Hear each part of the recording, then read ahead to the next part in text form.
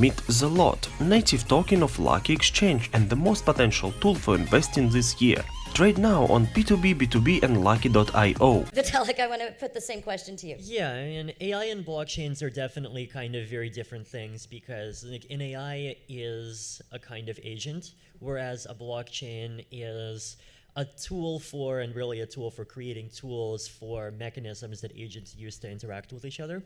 And like so far, most of the applications that people have been building have been generally been focusing on thinking of those agents as being people. So I use a cryptocurrency to buy a coffee from you. I put some data about a product I'm selling to you on a blockchain. We use some DAO to raise money for something or engage in some financial transaction, store information about some identity, whatever.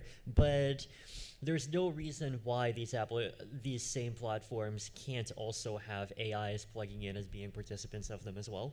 And I think blockchains are in many ways even ideal for AIs participating in them because of just how fundamentally kind of programmatic they are at the base layer. Like it's easier for an AI to kind of really autonomously kind of own and control like crypto coins than it is for it to have a credit card. And that's so I definitely see a lot of natural opportunities for AIs participating in these systems because many of them are essentially creating markets, and we've had AIs participating in markets for decades. Many of them are creating other kinds of systems that take input from a lot of different sources, and there's definitely cases where AIs can just provide feedback and participate in these things on a 24/7 schedule much more quickly, in some cases providing much more high quality input. So I think it's definitely something that's going to happen, and it's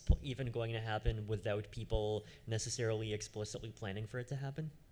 Let's start to dive into sort of the specifics of what it is that you, for example, Ben, are working on the technology, on the AI side. There is a need, obviously, for some semblance of governance. There's a need for some accountability mechanism. In order for the average person to really understand what's going on, because I don't think that the average person does, but for them to have an understanding of what the impact is on their life. Can you give me an example of sort of practical applications for day-to-day life using AI? Sure, and I think the average person understanding how something works is one thing, and not many people understand how these devices they carry in their pockets work very well. But there's an interface that makes it really to interact with this device without understanding everything that's happening inside, right? So I think similarly, AI is already transforming people's lives in ways they don't realize, and that's going to happen more and more, and people aren't going to understand most of what's happening behind the scenes as they don't know. I mean, if you look at it right now, we have virtual assistants like Google Assistant or Siri, which are really not very intelligent and not necessarily all that useful. But I think we're going to see things like that actually work coming out within the next, say, 3 to 8 years or something, that actually understand, have memory on different timescales, understand a bit about what you've already done and what your interests are, understand the context in which they're operating. But then at the same time, we have AI rolling out through Internet of Things. So we're going to be in smart buildings, smart cities, smart cars, and so forth. So I mean,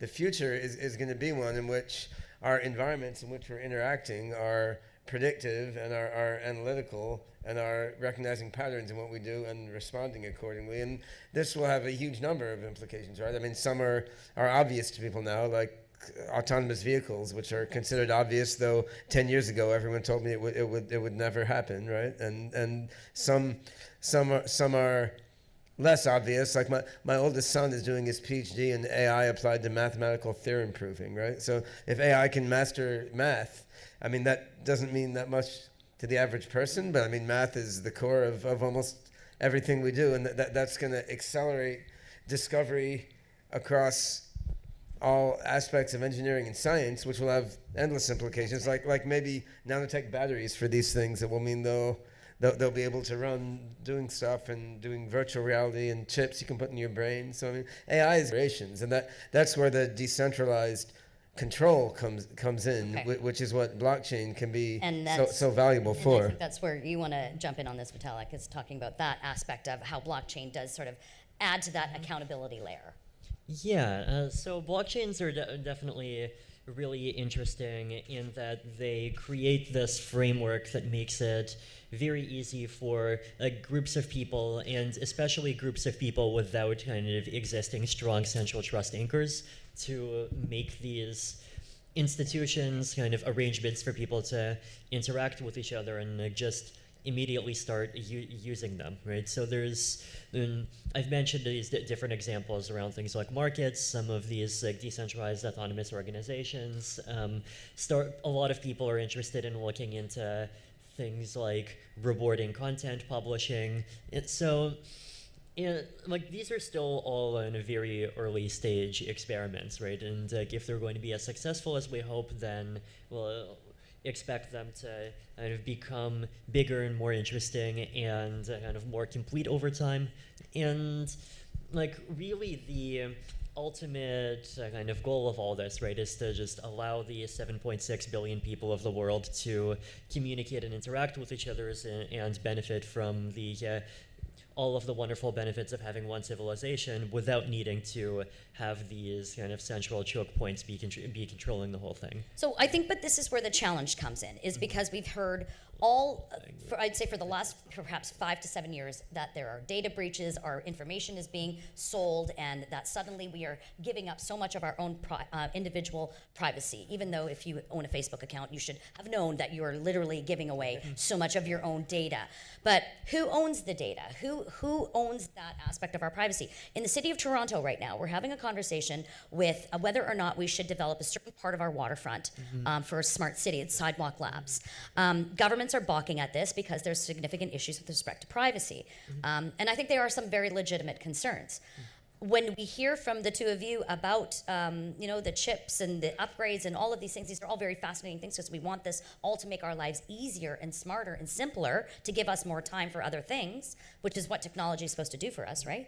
How then I suppose Ben's shaking his head, maybe it's not actually. Well, I mean, Stone Age people probably had more free time than they were busy developing, creating. Free time is not the top level goal of humanity, or we'd be in a quite different situation. Is there ethical issues behind this, and with respect to privacy? I mean, who governs that?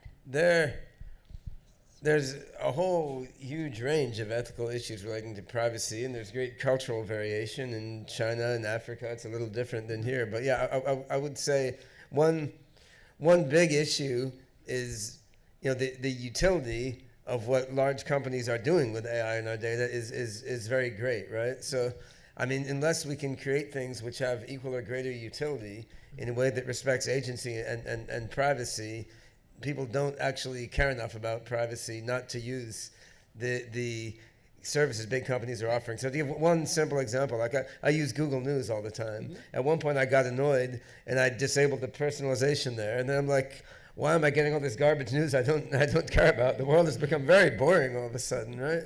So once you re-enable the personalization, then I get news about AI, about blockchain, about Buckethead or musicians I like, countries I may want to travel to. But the problem is that model of my interests is opaque to me, and it's stored within the mind of some massive proprietary brain that Google is building and probably sharing with the NSA to spy on my friends or something, right? And so that the service should be offered. But they're watching the live stream right now, actually. Oh, I'm sure they're watching. I'm sure they're watching many of us in this room all the time. Oh dear. Yeah. So it only took 13 minutes to get to that point. Yeah, we can say hi to the Chinese and Russian Secret Service. Hi, Vlad. Hey Xi, hey Vladimir. Well, that's you say it facetiously, but that's part of the issue with the Huawei platform. We always kind of joke that, okay, don't spy on me, but who built the Great Firewall of China? Cisco built it originally, right? So I mean, China is doing surveillance, U.S. is doing surveillance, everyone's doing surveillance, and there's not much evidence any great power is so much holier than the other one. Peer side, and we need people to have the control and agency over their own data and transparency into how it's being used. And of course, blockchain itself doesn't achieve that, but it's a tool that is part of how you achieve that. Vitalik? Yeah, so the good news is that there's definitely no law of information theory that says that in order to get the benefits of evaluating some function on a huge piece of data, that data needs to all be in one place in a way that's accessible to big, powerful, centralized powers that be to evaluate whatever other functions they want on it. So there's been a lot of really interesting work in cryptography the last couple of decades on trying to make these more kind of decentralized machine learning protocols where you can learn and execute models on pieces of data without that data ever actually leaving the person's computer in an unencrypted form. And that's something that there's been a lot of projects around in the last couple of years. There's even a lot of blockchain tie-ins here because there's at least a couple of projects I know about that are trying to make these kind of blockchain-mediated data markets where basically on the app you would hold the data and then you would automatically just participate in these markets where you would let them run some computation, and in exchange you would automatically get some kind of payment, and that would just ensure that you can get the benefits of things like personalized news feeds, and even get the social benefits of your information being part of the thing that helps train these algorithms for everyone without your individual information actually kind of leaving your own machine, right? And this is something that's becoming more and more possible technologically. On a political front, I recently wrote this article. It's right at the top of my blog, vitalik.ca, called Control as Liability. And the thesis I made there is that while 10 years ago, having more data of your users is basically a pure benefit, because like, hey, why not just grab all that I can? It's just more things that I might be able to run some math on in the future. But now with regulations coming in, data localization laws, privacy laws, regulatory agencies trying to kind of define the idea of basically regulating central controllers and trying to define what exactly is a central controller versus what is a software provider. It's actually creating a lot of incentives to build applications in ways that do minimize the application developer's ability to kind of see everything that's going on, right? So whereas if all of the data is actually being uploaded to a server in Silicon Valley, then you get like all of the political consequences that come with that. But if you're just building a piece of software where all of the data stays on the local machine and you're just building the thing that these local machines use to interact with each other, then it's much simpler for you, right? So there definitely is a kind of both technical and economic opportunity to build things that work differently than the way things have worked the last decade.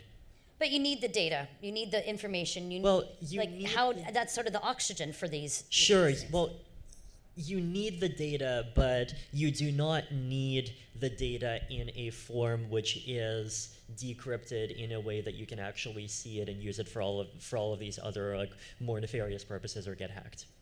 So let me pivot that then, Ben, to you. Within applying blockchain and in the AI. So what are the biggest challenges that you're facing right now as this sort of is an emerging area?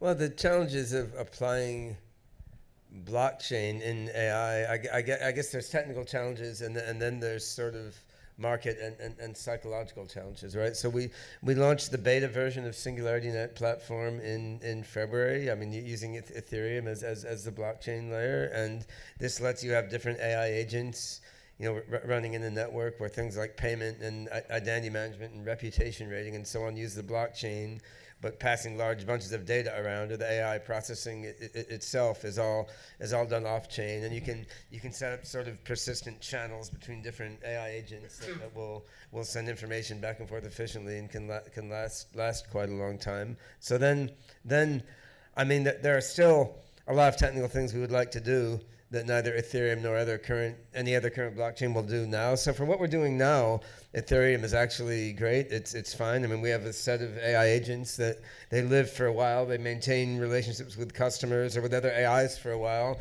AIs can outsource to other AIs and they can cooperate on things. And as long as these relations are somewhat assembled microservices, where you would have one AI that's, say, summarizing a document, but if it encounters some complex medical terminology, in the course of summarizing that document, which might take 1/10 of a second, it could put out a request and find 10 other agents that know about medicine. One of them could create a new agent to answer questions about medicine in the exact context of that document, and then it would integrate all that knowledge into its answer, right? So if you really want microservices where new relations between agents are being established rapidly in the course of answering like a query in real time, I mean, our platform won't do that right now, and the only way we could figure out to do that now would be to just do pretty much everything off-chain, which kind of obviates the point of using a blockchain in the first place. But that doesn't mean these are like insuperable obstacles, though. I mean, they're just computer science and software engineering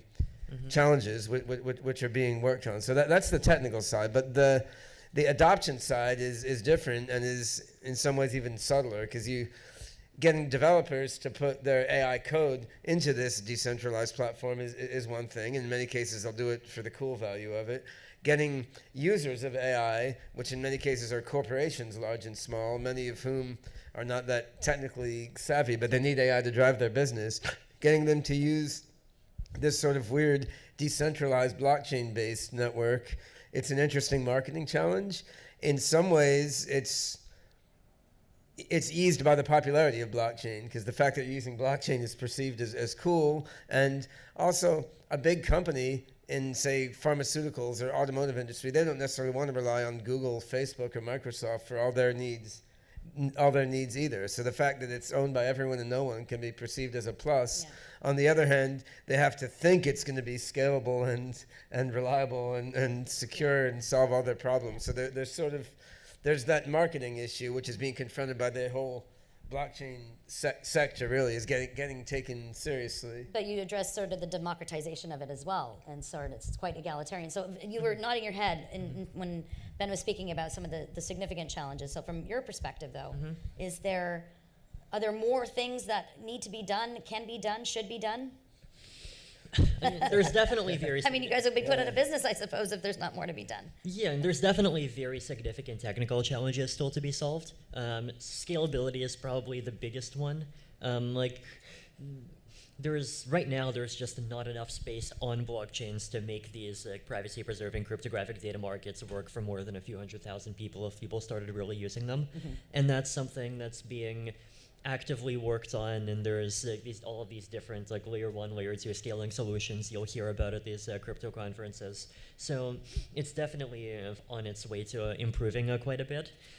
Privacy is another one, and I expect privacy to be mostly improved by this kind of fusion of blockchains with other cryptographic technologies that provide all of these really magical properties of being able to encrypt data and make proofs that work only if you have pieces of data that satisfy particular functions. So you can use them as building blocks to build things with pretty much whatever properties you want. It happens to 5 of my friends literally 3 days ago. So there's definitely challenges in this space, but very recently there's been a lot of very good work from different parts in the blockchain space to address each one of them, so I'm optimistic. I'd say homomorphic encryption is another example, which is sort of implied by some of the comments Vitalik was making earlier. So if you want to do something like Ocean Protocol is doing, which is one of the projects that doing something as he was alluding to, lets you keep a bunch of data on your own server. AI nodes in Docker containers or something can visit that server and crunch the data and even get results for you, but the data never leaves your server. But if you're really paranoid and don't want that container, that AI agent, to even see all the details of your data, in theory, there's math there, you can homomorphically encrypt that data in a way that lets the AI see only certain properties of the data instead of seeing all the data. Numerai is based on that for time series prediction, for example. There's a bunch of blockchain startups working on that in the medical space, so we could crunch your medical data to see only the properties of that data that are needed to tell if you are susceptible to some disease or something, but without seeing enough of your medical data to uniquely identify you. This is really nice. The thing is that actually applying like a large neural net model on homomorphically encrypted version of your genomic data or something would be way, way too slow to do right now. I mean, there's no fundamental reason why it has to be, but there's just a lot of math and computer science work to be done to sort of cash out this vision that the aspects of the data that a certain AI needs to see are the only ones that it's going to see. But I mean, all this will come. Is China doing that with X-rays? China? Yeah, Well, why would they care about that? China is really taking X-rays of their citizens and releasing that information to find anomalies and Well, that's true, consistencies but I don't believe they're homomorphically encrypting the X-rays. No, of course I mean, not. the beauty of being China is they can just collect everyone's data, and most people there aren't too worried about it because the culture is a bit different, and they're using blockchain quite effectively there, largely to reduce corruption across different levels of government. But they don't have a big issue with keeping their own data private from the government there, which simplifies things. But I think ultimately we can progress better by developing the same technologies in a decentralized way that gives more agency to the individuals and the organizations at different scales. But to do things in a way that's decentralized does require more computer science effort that still has to be done. Well, we wanted to leave some time for questions from the floor because it's a pretty extraordinary opportunity to have these two individuals here at the same time in the same space. So I don't know if you guys have a roaming mic that you want to use or if you want to just stand up and pose your question, please. I think, ma'am, you're going to have to come a little bit closer, or someone take this mic and... Excuse me. Sorry. Yeah, it's too quiet for the live stream, especially. Okay, that's fine. Hi, thank you. My name is Nikki Ram. I have a question for Vitalik. I understand that obviously scalability and energy is a big issue, especially. So I was thinking, my question is, what do you think about companies like Holochain that they propose that they solve those sort of issues? I don't know anything about Holochain, unfortunately. Oh, okay.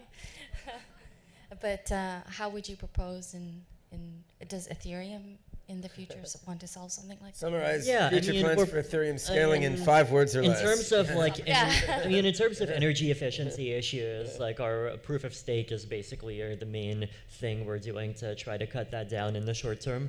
So we have test nets of proof of stake chains running for the last few weeks now, so that's actually coming very close to launching. And when that happens, we won't need all of this extremely energy efficient, inefficient mining anymore, and we can reduce the energy consumption of the network by a really huge amount. And then for scalability is sharding, and redesigning the blockchain so that every computer in the network only needs to verify a small portion of all the transactions is something that's been really actively worked on as well. And it's like a bit behind proof of stake, but not that far behind. I have a question for you, which is, in working on sharding, for example, or proof of stake, how much are you slowed down by the need to have backwards compatibility with the currently working Ethereum network, as opposed to if you were just like implementing something new that you just thought of today? I mean, the approach that we're taking kind of is close to creating something new. Like it's creating a new chain with all of the different improved bits kind of coming at the same time, and the idea is that the existing chain will kind of be folded into the new system. I see. Cool. So, yeah, it's like actually not that high a cost. Like it would have definitely been 5 times more difficult if we tried to kind of incrementally redesign the system piece by piece, and then we would have had to like keep. Yes. I think we need the microphone. Thank you. It's a less technical question, and it's more, in your lives, did philosophy or math come first? Which one came first? Both of you. Go ahead, Ben. Me? Well, I guess, literally speaking, probably math came first. Like I learned to do math before I knew what philosophy was. I probably learned arithmetic when I was 2 years old or something. But then my mother was doing graduate work in Chinese history and philosophy when I was 6 to 8 years old. So I read a whole bunch of philosophy then. But yeah, I would say in my own generation, AI was not popular, right? I mean, I learned about AI from Star Trek and Space 1999 with these cheesy robots in them. But in my generation, to get into AI, you really had to start thinking things through from scratch, like how does the mind work? What is intelligence? And both math, philosophy, biology, linguistics, neuroscience, everything plays in. And I came to computer science much later when I was like 13 or 14, because before that you couldn't get a computer to play with.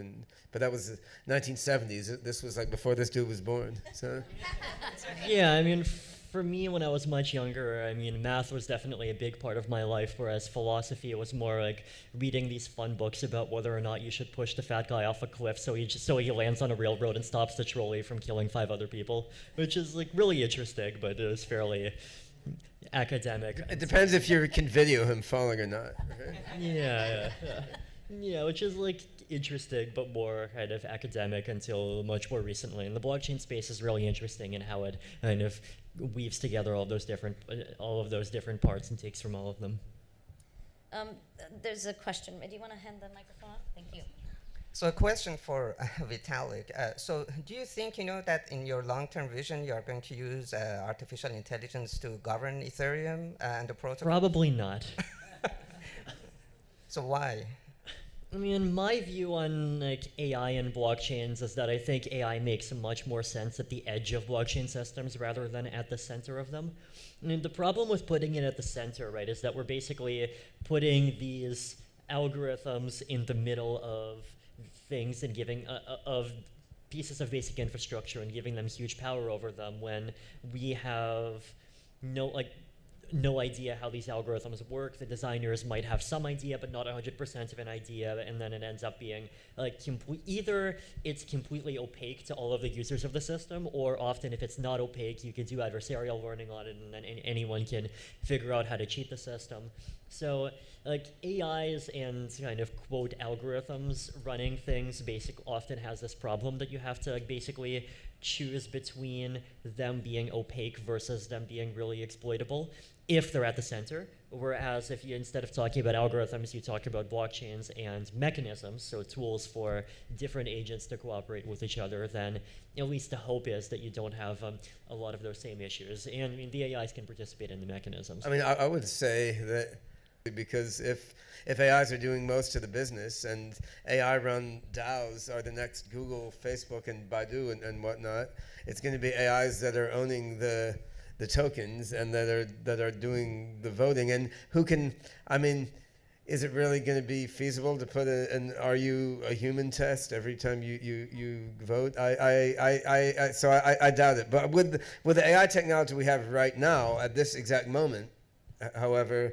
Yeah, it's got to be humans because the AIs don't have an understanding of context, and they're just being proxies for some human in a very specific way anyway. So I mean, you have to, if you build in predicted advancement in AI, my own answer would be quite different. But that's good. We had to disagree on something, otherwise it's not a real panel. It's not a real panel. We have time for a couple more questions, and depending on these fine gentlemen up here, how quickly they answer, maybe we can get a few more in. Yes, They're sir. a false question. Yeah. False. That's awesome. One word answers. Go ahead, sir. You can say it twice. I'm still going to ask a question. Before I actually ask a question, AI is probabilistic and crypto is deterministic, and I think we want to bring crypto into AI, not the other way around. I'm hoping that you guys agree with that. Now, what is a question to Ben? What is it being done globally to truly bring decentralization into AI today, given that a lot of centralized forces, they're actually driving AI a lot more than decentralized? So what is it being done to actually counter that force? Yeah, so there's a number of things. I think we have the plumbing now for decentralized AI by projects like SingularityNet, which is my own project, Ocean Protocol, and actually dozens of other projects out there, mostly building on the Ethereum network. And so we have the plumbing now to do decentralized AI. And as you are aware, since you are the co-founder of it, we've created an industry alliance called DAIA, Decentralized AI Alliance, which is sort of bringing together around 50 and growing different projects using AI and blockchain together, and interoperability being the next challenge there. So it's a network of AI networks on blockchain. So there's of course more work to do, but if we take for granted that sort of the decentralized AI plumbing problem is now solved, I mean, as of this year, with things like Singularity and Ocean actually shipping, working reasonably scalable betas, then it's adoption, right? And that comes down to, usability. Can we make these as slick to use as TensorFlow or all of Google's various tools? And then it comes down to marketing among users and developers, none of which are trivial problems, however, and a lot of us would rather work on the nitty-gritty algorithmic and computer science problems than on marketing and community building. And these big companies that you mentioned are very, very good at these aspects of marketing to users and to developers also. So I think we are moving on to a phase now where the question isn't like, can decentralized AI work, or is it way ahead of its time or something? The question is now, can we get people to actually develop for it and use it when there's insane amounts of money being spent making centralized approaches really appealing and really easy? Whoever's running the shot clock here keeps giving me more time. So there's a little basketball reference, for the Toronto Raptors fans. Tufi has hacked into the laws of physics. It's perfect. Okay. He has a way of doing that. That's actually very helpful, because I think that there are more and more questions that seem to be popping up as this conversation continues to go. But you have the microphone, sir, so you get to go first. Vitalik, you've mentioned in the past that decentralized finance will be one of the early applications of Ethereum, and one of the easiest ones, perhaps, to begin with. Then also, throughout the talks today, people have mentioned that AI was applied to markets quite early on. Now, knowing this, what do you think the first AI applications will be towards decentralized finance? Arbitrage bots. Yes. So the spreads between exchanges are quite high. That you think will be the first thing to go? I mean, the spread between exchanges is much lower than it was years ago because the arbitrage bots have gotten better already, right? And they have been quite fast. Like, I remember when Uniswap launched, there started to be automated arbitrage happening for it, like, pretty much within days. And that was a fundamentally new type of exchange that got pushed out. So, and there's definitely, when there's incentives, there's definitely smart people that'll swarm around them. I think I saw a hand over here. Sir, do you mind coming and let's make this a true democracy and hand the microphones over. Thank you. Thank you. My question is related to Tesla network.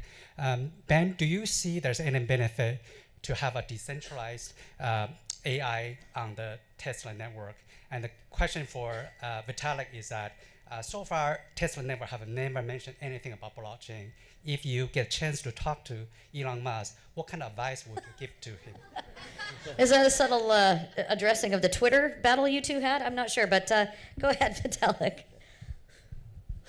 I mean, I don't know, right? Like, not everything has like blockchain applications that immediately make a lot of sense. And if Elon came and asked like, what's one way that we can like integrate Ethereum to make the Tesla cars better right now, I'm not sure I'd be able to say too much.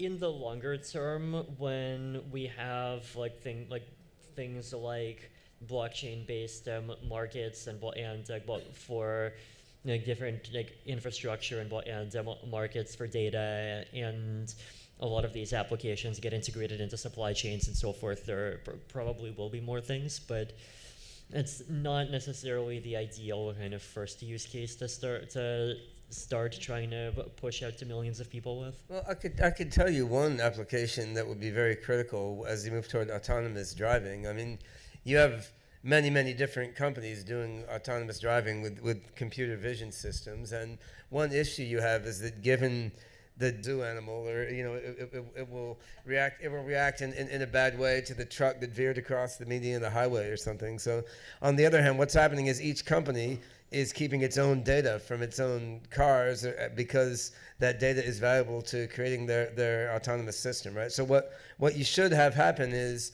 okay, if different companies making fleets of autonomous cars need to keep some of their data private tune their cars better, let them keep it private, but they should be sharing data that's critical to human safety among all the different companies making self-driving cars. And this sort of thing where you're sharing certain aspects of data and you're keeping private other aspects of data. I mean, in principle, this is something that blockchain with homomorphic encryption, multi-party computation, various of these computer science tricks should be really useful for. And again, though, the core application I see there is for sharing of data and processing among multiple entities that don't necessarily fully trust each other, meaning competing self-driving car companies. Like solely within Tesla's own network, it's not obvious there's a huge immediate application, but the application I described would be highly valuable, and probably Elon Musk would get that and would be interested in it. But I would say everyone who's trying to build amazing new technology has a long list of problems to solve, and then it's a matter of when does something jump to the top of the list, right? But perhaps Elon is watching this live stream right now, and your question will start a new collaboration among the three of us. All right, we know we really are coming down to the time crunch. I have time for 2 more questions. Yes, sir. This is for both Ben and Vitalik. You brought up several points that, on one hand, advocate decentralization, but also at the same time seems to create some inconsistency. One is, as you actually provide data on a publicly open decentralized system, through sophisticated algorithms, we can at times predict who these people are. So some of the anonymity vanishes with time. And secondly, the idea that, the idea that AI can help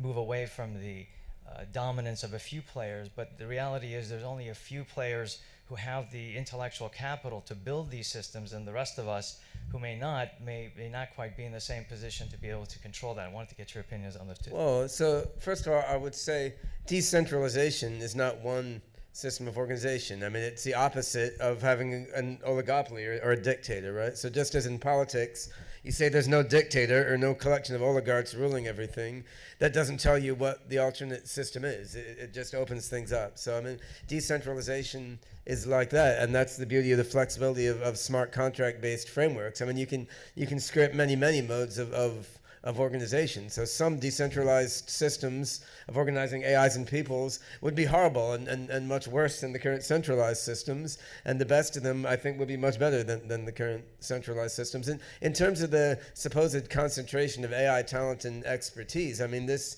is a social organization phenomenon, right? Because why are AI PhDs going to work for these big companies instead of doing something else? I mean, the expertise isn't in the CEO or the board of the company. The expertise is in AI programmers who are choosing to work for them instead of doing something else. So I think, while it's not quite the same thing, I often hold out Linux as an interesting example of how something extremely influential in the whole world's software technology infrastructure was developed outside the hegemony of large corporations. And I'm old enough to remember when people said that would be impossible, open source could never work because people fundamentally, need to be developing stuff that they own. So the thing is, open source isn't good enough when you're dealing with things that need huge amounts of processing power and huge amounts of data, because even if the code is open source, whoever has the big hard drive and all the processors still has the autocratic control. So you need to go a little bit beyond open source, and you need decentralized control of data storage and processing. And